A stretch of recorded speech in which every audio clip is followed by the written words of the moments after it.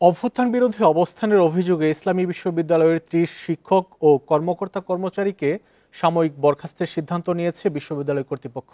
একই অভিযোগে ৩৩ শিক্ষার্থীকে বহিষ্কার বা সনদ বাতিলের সিদ্ধান্ত নেওয়া হয়েছে। বৃহস্পতিবার বিশ্ববিদ্যালয়ের সিন্ডিকেট সভায় এই সিদ্ধান্ত নেওয়া হয়েছে।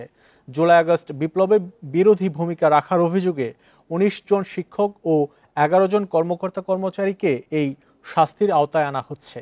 তাদের বিষয়ে চূড়ান্ত সিদ্ধান্ত নিতে শাস্তি নির্ধারণ কমিটি গঠন করবেন উপাচার্য অধ্যাপক ডক্টর নকিব মোহাম্মদ নসরুল্লাহ। এছাড়া শিক্ষার্থীদের ক্ষেত্রে যারা পড়াশোনা শেষ করেছেন তাদের সনদ বাতিল আর অধ্যয়নরতদের বহিষ্কার করা হবে। এর আগে গণ অভ্যুত্থানের বিরুদ্ধে ভূমিকা রাখা ব্যক্তিদের শনাক্ত করতে গত মার্চে অধ্যাপক ডক্টর আক্তার হোসেনকে আহ্বায়ক করে ৫ সদস্যের তদন্ত কমিটি গঠন করে প্রশাসন। তাদের প্রতিবেদনের ভিত্তিতে অভিযুক্তদের কারণ দর্শানোর নোটিশ দেয়া হয়।